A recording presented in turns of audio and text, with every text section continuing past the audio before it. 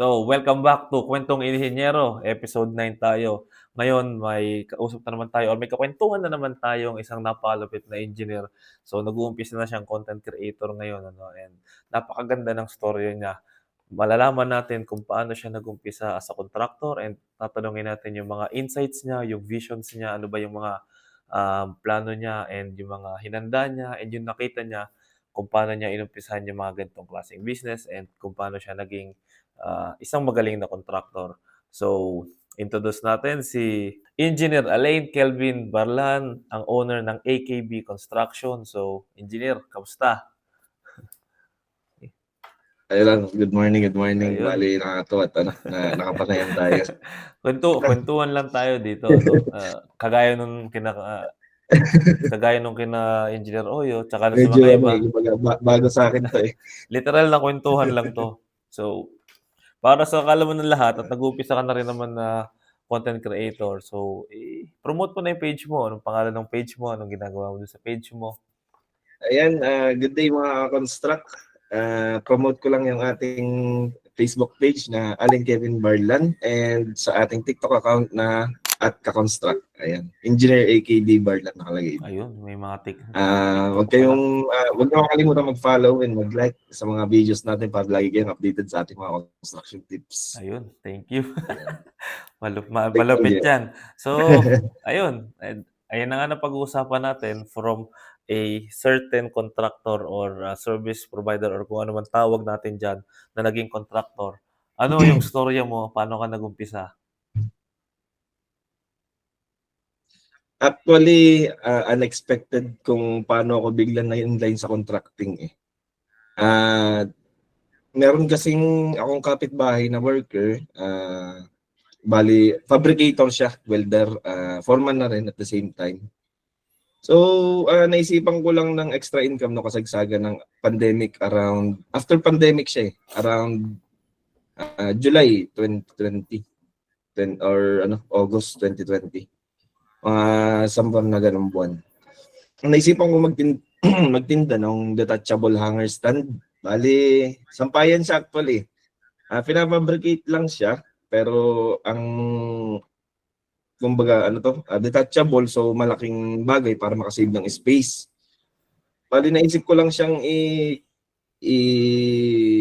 pabuo sa tao tapos hindi ko naman sukat akalain na makakabenta, posting online.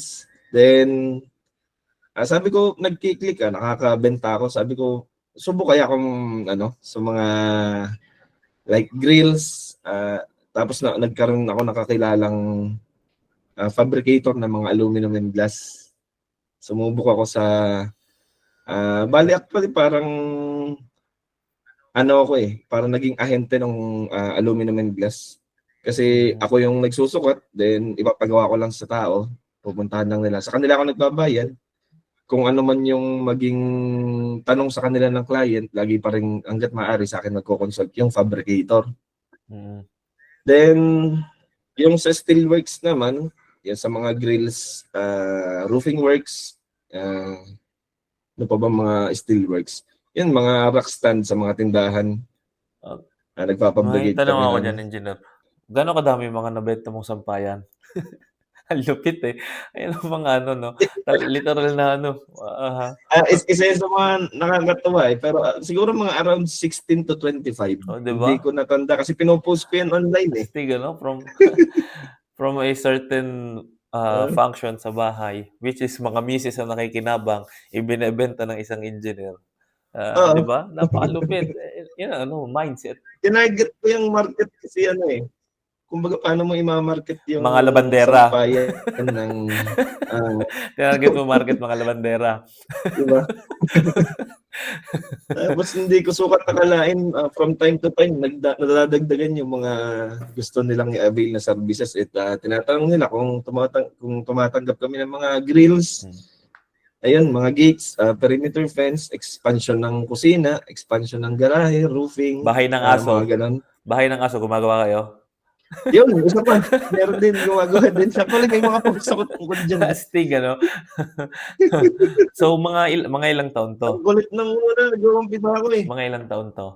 Pero Yun pala, habang nag-uumpisa ako that time, medyo may mga ilan din talaga na maririnig kang kumbaga bago ka pa lang Mm. nag-uumpisa, medyo may maririnig at maririnig ka. Ala, natural naman Ayan. yun kahit naman Pero ayun naman, di kahit papaano naman naging inspirasyon natin.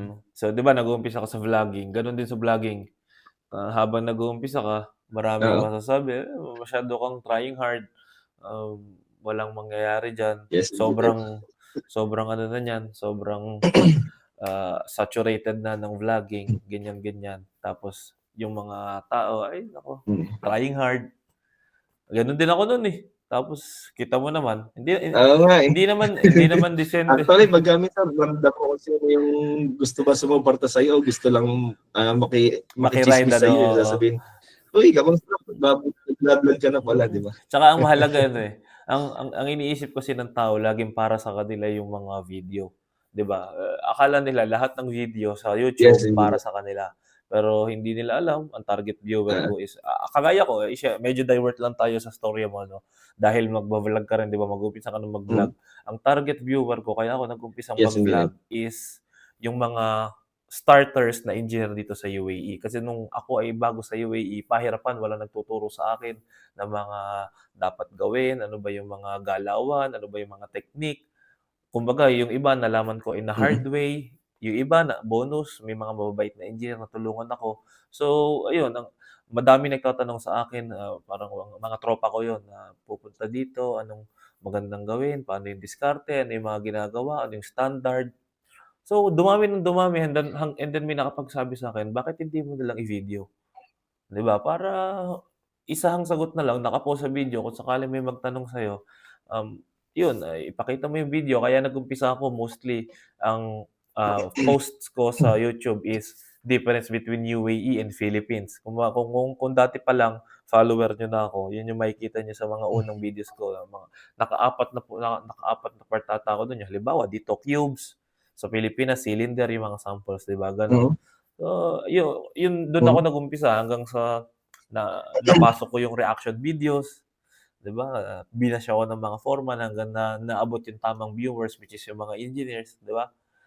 Yun, the rest is history. Oo. Currently meron akong 165,000. Di man gano'n kadami pero at least, pinaghirapan ko yun. So, Pero mal madami na yun. hmm. So, balik tayo 165,000 is balik tayo sa 165,000 usapang eh. sampayan. Ano, mas interesting sampayan, eh. Hindi ako ang bida dito, ikaw ang bida ngayon. So, tuloy tayo, after nung sampayan, mga ilang taon or ilang buwan mo 'to ginawa na nagbebenta ka ng sampayan, mga bahay ng aso, mga grills, Siguro ilang sir, taon 'to? inabot ako ng mga ano, eh, mga 3 to 4 months na nagtitinda nun tapos medyo sinuwerte biglang nakatanggap na ako ng mga cabinet works, Ah, ng mga expansion, oo. ayan.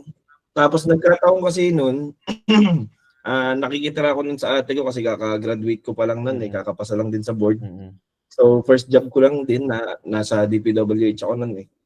Ah, Hindi ko sukat akalain na yung lugar namin which is yung Camellia Subdivision dito sa Quezon is, maraming nangangailangan ng ganong extra services gaya ng mga expansion, perimeter fence. So, at saka mga yung canopy works, hardscape, landscape. Sinubukan ko lang siyang pasukin tapos, kinakausap ko lang yung kauna-unahan kong foreman, eh. Actually siya ay ano, ah skilled na plumber pero kumbaga all around skilled worker. Naging lead man din siya pero hindi pa siya nakakapag-foreman. So sinubukan kong sugalan itong taong ito. okey.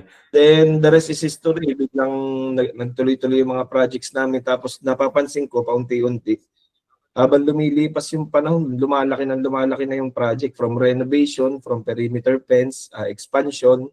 Then ayun, nakatiyempo ako my first new layout na construction is January 2021. Okey. Ayun.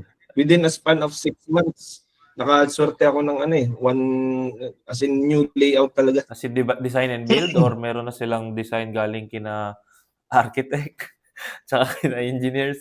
Actually ano eh, meron ako naging partner na architect Ano, dun sa ano, okey. Siyempre, at the same time, working ako sa DPWH, ano, may mga naging partner ako previously na nagtrabaho doon. Okay. So, yun yung naging, sila yung gumuhit ng plano. Kasi hindi pa ako marunong mag-AutoCAD nun eh. Pero marunong ako mag-structural analysis, pero dinedesignate ko lang yung drafting. Yung gagawin niya kasi hindi pa ako marunong mag-AutoCAD. Ayan. Ang tanong, sino yung lead professional? De joke lang. De joke lang. Ako na, magulong issue yan. Actually, basta nagkakaintindihan si engineer at si architect, napakagandang tandem yan. So, anyway, actually, yung sunod kong tanong, kailan ka unang nakakuha ng design and build? So, it's 2021.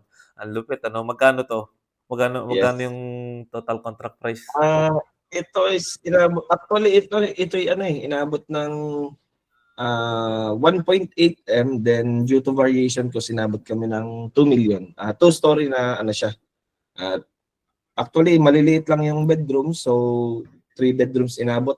50 square meter yung lote, around 90 square meter yung floor area. Ayun, astig. Ayos din, no? Teka, may ba ako? Yung unang-unang foreman na binanggit mo, yung ba yung binigyan mo ng motor? Hindi na. Namatay na yung kauna-una ng foreman. Rest in peace, foreman, ano? Bali, engineer, history rin yung pag-handle ng foreman kong yun kasi alcoholic yun eh.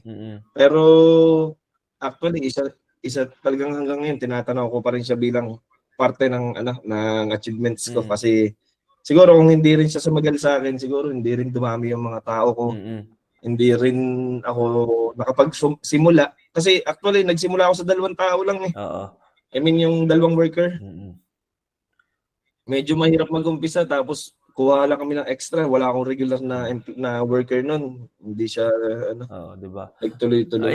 Ayan yung tapos, ayun. Sige ka muna. Ayun, sila yung, syempre, as a startup engineer, automatic, wala pa tayo sinong kakilala na mga worker, kumbaga kakaunti pa experience o kakaunti pa yung nakakasalamuhan natin. Sila yung naghahanap ng worker para sa akin. Talagang pumipili din sila ng matino. Ayun. Actually, ganoon naman mahirap talaga.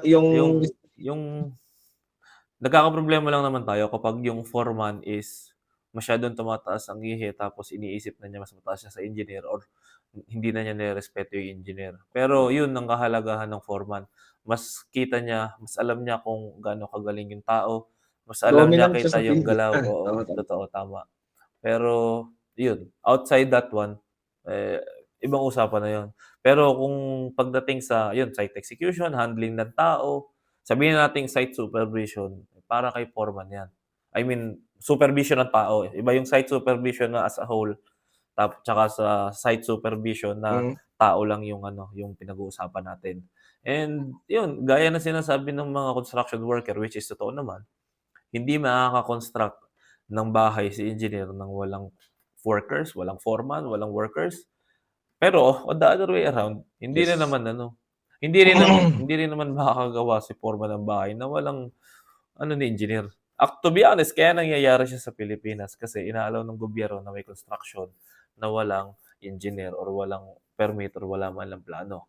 Pero kung pagbabasehan natin yung batas, kumbaga give and take yan. Pero anyway, balik ulit tayo dun sa storya mo. So ito na nga, na dumami na yung projects mo. So nag-expand ka na, marami ka ng foreman.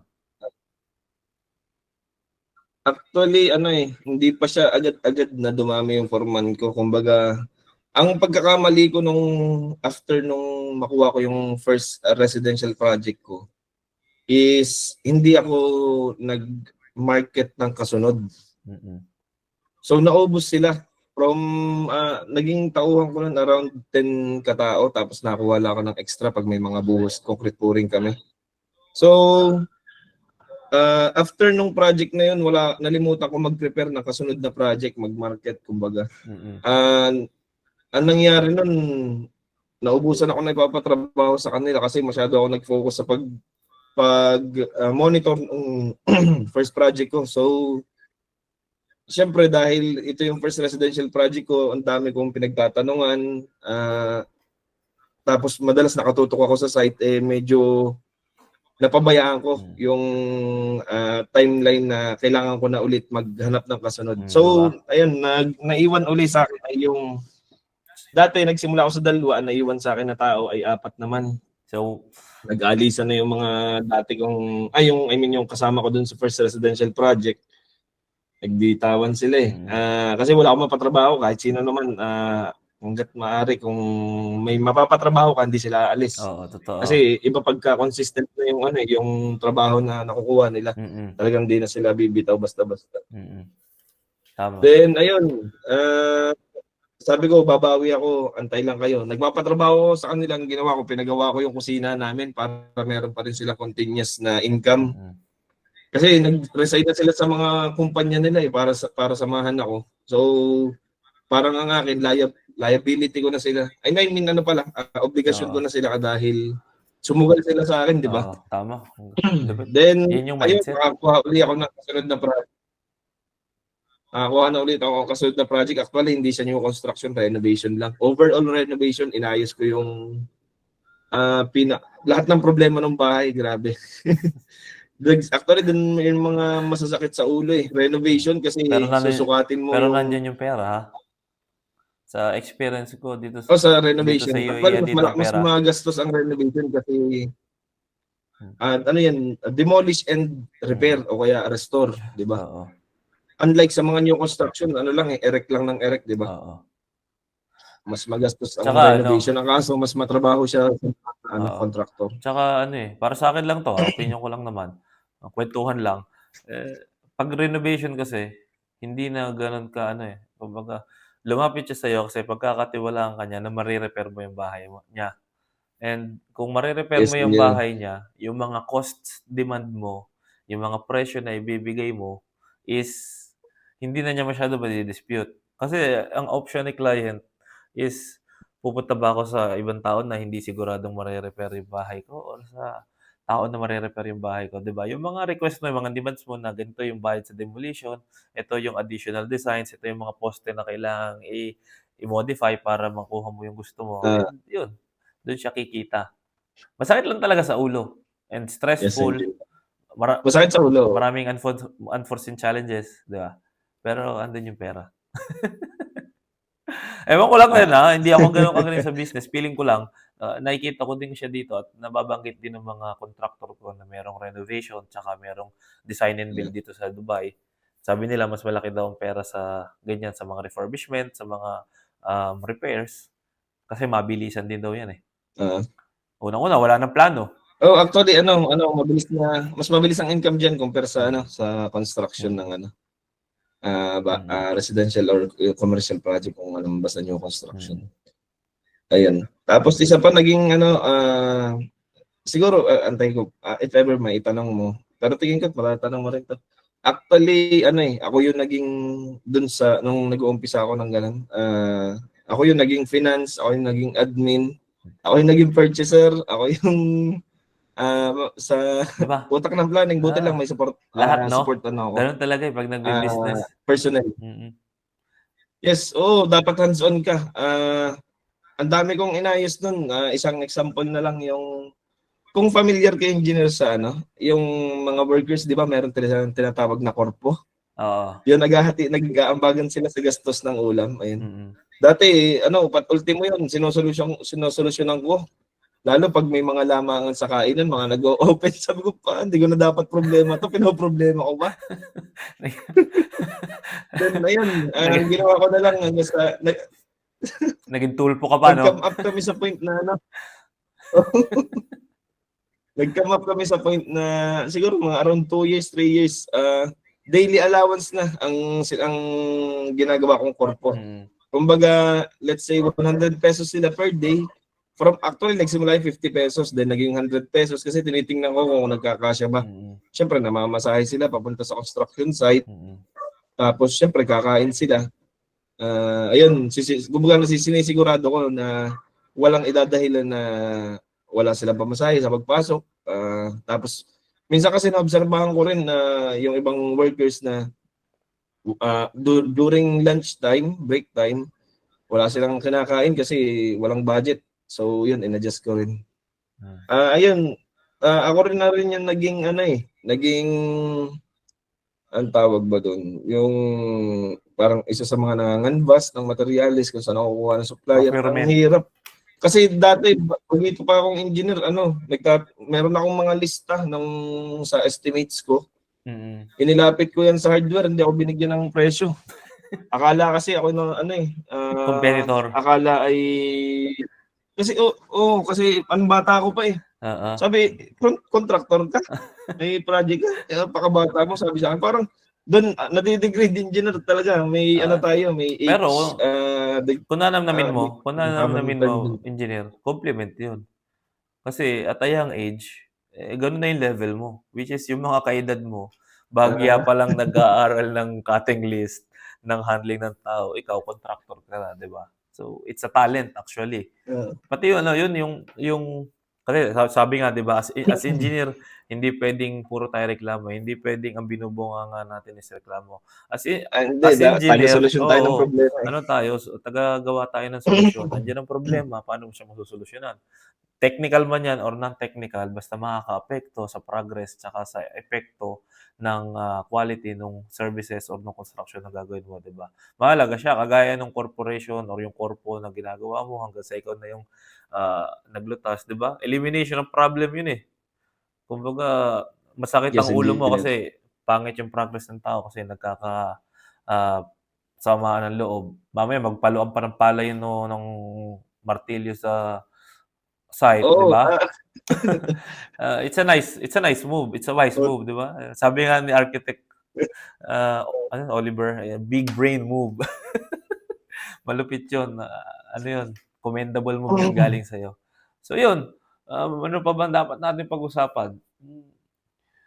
Nung nag-umpisa ka, ayun, napansin mo yan na in-expect mo ba na lalaki or talagang ano lang, kumbaga miracle shot? actually, parang naging miracle na rin kasi parang siyempre at that time, actually empleyado ako eh. Nag-try lang ako na mag-freelance sa mga tanggap kong project. Then, siyempre, empleyado ako. Doon ako, 8 to 5 na, andun ako. Tuwing gabi lang ako nakakapag-inspection or gabi lang din nakakapag-estimates, nakakapag-analysis, drafting. So, hindi ko ma-project kung para saan ba ako, kung para ako sa government o para ako dito sa contracting. Actually, nung mauubusan ako ng project, tapos yung tatay ko, nagkakasakit, humingi ako ng sign eh.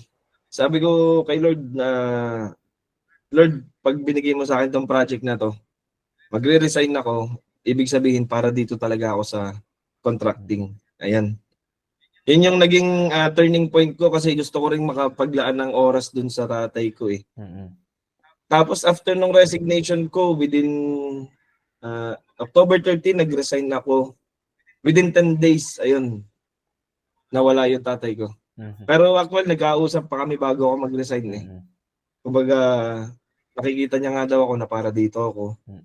Sabi, kung ano man daw yung yung nasimulan ko, ituloy ko na. Diba? Pagpatuloy ko na. Ayan. Tapos yun, hiningi ko lang sign yung Madil na project. Actually, isang project na lang yun. Naka-compress na dun yung mga worker ko. 16 kataon, liit lang ng project. Pero dahil ayoko silang mawalan ng trabaho eh. Buti, may kinita ka naman. Ayun, meron. Kaso yung kinita ko, napataya dun sa burol at saka pagpapagamot dun sa tatay ko eh. Pero hindi ko naman pinagsisihan yun kasi after nun, ang laki ng binalik sa akin. Talagang after makarecover ng pag-iisip, syempre 2 months ako, 2 to 4 months akong balisa. Actually hanggang ngayon nga eh. Ganun talaga. Pero mas iba-iba na ngayon. Nakarecover ako nun. Then, ayun, di ko sukatalain from single project na nirequest ko kay Lord, dumating bigla, naging 5 sabay-sabay residential. Grabe. Sabi ko, ang hirap i-handle. Tapos doon, nag-boom na, dumami na yung tao ko. As of now, meron akong 45 katao ngayon eh. Dapat dapat sila mga nasa 50 plus kaso nagtanggalan ako dahil sa mga medyo siguro nararanasan to ng ibang kontraktor na makatsempuhan ng isang, ang tawag namin salot eh. Anong ibig Kasi sabihin ng salot posible na yan? silang makahawa eh. Ano ibig sabihin ng salot na yan? Ano sila, kumbaga, minsan nagnanakaw para sa panggamit, ganon. Okay. Kung familiar ka din, Yung mga so nagpupulupot ng sinusunod wire sa nila, tiyan. kumbaga. Diba? Dami kong inubos. So, at actually, karamihan ngayon medyo stable na yung mga workers ko, yung team ko. Ako hangga't maaari, kung pwedeng hanggang dito na lang yung number of team ko, hangga't maaari, maintain ko na lang kasi nandito na, salang-sala na to. Ang kaso, syempre, pagka dumadami pa yung dumadating na project, kailangan natin magdagdag ng workers para sa timeline na kailangan nating habulin. So, diyan na naman, sasakit na naman yung ulo ko, screening na naman. Pero before you know it, ano na yan? Ultimo engineer, i-hire mo na. Parang di ba si Buddy, si Yuri, si Engineer Yuri, si Buddy Yuri. Galing nga naman. Huwag kang titingin sa mata mo, mabubudol. Hindi, joke lang. Isa pa nga pala, engineer. Siyempre, sabi ko nga sa'yo, one-man company ako. So, nung that time na empleyado pa ako, sinasabay ko yung contracting, ang nahirapan ako sa purchasing ng materials. So, naisipan ko na mag-hire. Sabi kasi sa akin nung nakakausap kong mga contractor na matatagal na, hindi mo pwedeng trabahuhin lahat. Kahit jack of all trades ka, kailangan mo siyang ipatrabaho sa iba. Okay. Para mas maka-accommodate ka ng mas malaking income. Ayan. So, medyo mahilig ako makinig sa mga mentor. Kaya hangga't maaari, sinusunod ko. Lalo na yung mga taong successful na talaga, ibig sabihin, pinagdaanan na nila to. Ayun. So, nakakuha na ako ng purchasing officer at saka isang site engineer noon. Kaso, ito kasing site engineer ko is naging, actually, kaklase ko eh. So, sabi ko sa kanya, wag siyang manatili sa akin na hangga't maaari makapag-establish din siya ng sarili niya. Tapos sabi ko mag-take siya ng board. Ayun. Naging ko eh, parang ang akin hindi ko na iniisip na maging kalaban yung mga taong matutulungan. Tapos every time na makakatulong ako, napapansin ko bumabalik in other way. Kumbaga, either dumadaan yung project, nagkakaroon ng recommendation. So, ang laking tulong. Medyo mahirap. Actually, kulang itong interview na ito kung tutusin. Pero, part 2 tayo. Pwede naman eh. I-compress natin hangga't maaari. Actually, ang dami na, sulit yung story mo. Tama yung naisip ko na interviewin ka na nabanggit mo sa akin yung story mo ng sampayan. Diba? Pero ngayon, engineer, after 5 years, ayun, nakakatawa naman. Napatayo, actually, hindi, sabi nga nung ibang mga workers ko, kung ako'y madamot na engineer, siguro within 3 years, meron na akong sariling bahay, tsaka Ang kaso, hindi ko rin kasi naging ugali maging madamot hangga't maaari. Share your blessings. Yung income na yan, kung hindi mo pa talaga kaya yung inaabot mo, kaya ka binibigyan ng ganyang blessing para ibahagi. Ayun. So, instead of 3 years na projected ng mga team ko na makapagpabahay at makapagpatayo ako ng opisina, 5 years ko siya nagawa. Ayan, so far ngayon nandito ako ngayon sa actually nandito lang sa kwarto. Pero meron na akong opisina nasa baba. May bisita lang ako kaya hindi ako makababa. Ang lupit talaga. Nakakatawa, engineer. Talagang diba? Iba yung feeling. Kasi Nag-rent kasi ako dati ng Nag-rent ako dati ng office. So, medyo nagka-problema ako dun sa office na yun. Unang-una, maliit. Tapos, walang papeles pala. So, ayan, sabi ko, hangga't maaari, magkaroon na ako ng permanente. Nag-home base ako nun eh. Syempre, nakikituloy ako sa kapatid ko that time. Medyo mahirap.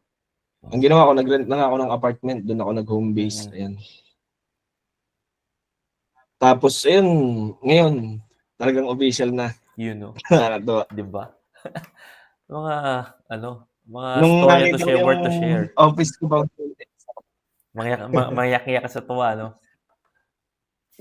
engineer. Kasi 'di ba pagka merong mga contract signing at saka pag may mga nag-i-inquire, laging ang ano ko, ang sinasuggest ko sa ano na lang kami, mga restaurant. Coffee shop. Siyempre hindi naman formal 'yan. Oo, coffee shop 'yan. Hindi ka makapag-selfie, no? Selfie pero low-key, di ba? Oo. Pero sabi ko nung natapos, ang tagal kong pinangarap 'yun na ano, Mm. magkaroon ng makapag-contract signing, inquire yung mga client dito sa Okay. opisina. Ayun. Astig. Grabe, ang ganda ng storya mo. Last na, actually, tama. Last na, yung tungkol dun sa para mainggan yung mga ano ba, yung mga, ano namang storya nung pagbibigay mo ng motor, di ba? Parang meron kang mga benefits na binibigay sa mga worker mo. So, Ah, nakatulong ba siya? Ano naging epekto? So, posibleng makatulong to sa mga aspiring contractors natin yan. Paano nag-umpisa yung pagbibigay mo ng motor kay foreman? yan ganito. Magandang ano yan, magandang insights. Actually, hindi dahil siya yung naging foreman ko dito sa opisina ko. Kaya ako siya binigyan ng motor. Ang pinakang main na goal ko, pinangako ko sa kanila previously na nag-uumpisa kami.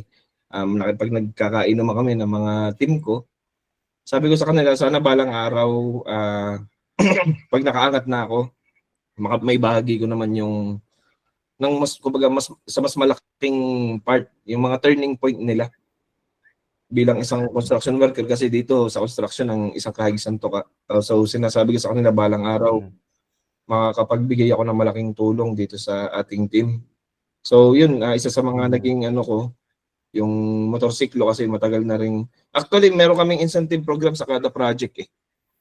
So every matatapos na project, pagka maganda ang kinita, kinekwentahan ko ng percentage yung foreman ko, tsaka pati na rin yung the rest of the team. Nagbibigay ako ng incentives. Tapos, actually, yung foreman kong yun, nabigyan ko dati ng incentive doon sa previous project niya. Target niya, makakuha ng motor. So, syempre, pagka nasa kanila yung cash, once na may kailangan silang bayaran, talagang napapalaban yung kanilang cash, lalo't malaking amount. Sinasamantala nilang ubusin yung mga Mm. utang-utang. Ayun, Mm.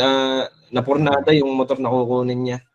So, dito, syempre, siya yung nag-foreman dito sa office. At the same time, pati na rin sa ibang project na binigay ko sa kanya, maganda yung pagpapalakad niya at saka yung pag-maintain ng quality, mas nakaka-save yung project. Instead of, hindi naman natin tinitipid yung quality, pero dahil maayos na yung pagkakagawa, instead na maraming wastage, nalilimitahan natin yun. Mm. So nakita ko yun dito sa office namin at saka dun sa ibang nahawakan niyang project na malaki yung nase-save ko pag siya yung foreman ng project compare sa ibang foreman ko. Mm. So ayun, Mm. Ayun, ang ganda. pinaliwanag ko sa kanila na during time na dito na kami tutulog, unang gabi ng tulog namin dito sa office at saka syempre office at bahay ko na rin to. Pinulong ko yung buong Mm. team ko nun. Sabi ko sa kanila, meron ako sa mahalagang sasabihin. Sinabi ko na gano'n, na yung plano kong ikuha. Pinapili ko, may tatlong option yun eh. So, ang pinili niya is yung Mm. first option dahil actually, ang pinili niya, second option, tinawagan ko lang yung asawa niya kasi kontra yung asawa niya eh. First option talaga yung pinakamaganda doon. So, ayun. Kasi Mm. instead of cash, motor na ibibigay ko pero wala siya pa natanggap na incentive. So, yun. Oo. Sabi ko lang sa mga workers at saka sa Ayos. team, hangga't maaari, wag itong maging ugat ng inggitan, ng hilahan. Baka kasi mamaya Oo. nagsisiraan na yung mga lahat dahil Oo. matatagal Oo. na naman yung mga workers ko, alam na nila kung paano ako magpalakad, hindi lang porke ito yung pinapaboran ko is yun lang lagi. Hangga't maaari balanse ako. Sabi ko hindi Oo. ko lang kayang sabay-sabay. Mm. So utay-utayin natin. Mm. Oo, yun. Ang ganda. So, ayos. Sulit na 'to, engineer. Medyo naabala rin kita, may Okay bisita lang, ka pa okay lang tsaka 'di ba naman. may ano ka pa, may Meeting mga na lang. client meetings ka pa. So, last words na lang siguro, ano sasabi mo sa mga viewers, paano mo sila ma-inspire, ano yung gusto mong message, and i-promote mo na rin yung page mo, 'di ba? Promote ulit natin yung page mo. Sige, So, sige. sige. Ayun, sa mga viewers po natin ngayon, thank you. Unang-una, magpasalamat muna ako sa engineer sa pagpili sa akin sa Okay. isa sa mga guest mo ngayon. Tapos, sa mga viewers natin, lalo na pagka talagang aim nyo na hindi lang mag-settle for less, subo kayo. Baka naman naandito yung forte nyo sa contracting, sa pangontrata. And hanggat maaari, iwasan nyo ang pagrereklamo dahil walang nasusolusyonan yan. Ayan. Ah, Kasi kahit pa sabihin mong bungangaan ka ng kliyente, nagbayad sila ganon. So, kailangan hangga't maaari ma-sustain mo yung talagang services na ina-avail nila sa'yo. Iwasan natin magreklamo, tuloy-tuloy yung progress. Habang umuusad kayo, mas lalo kayong maraming matututunan. Ayan. So, hindi madali ang pangontrata, mas mahirap to compare sa pagiging empleyado.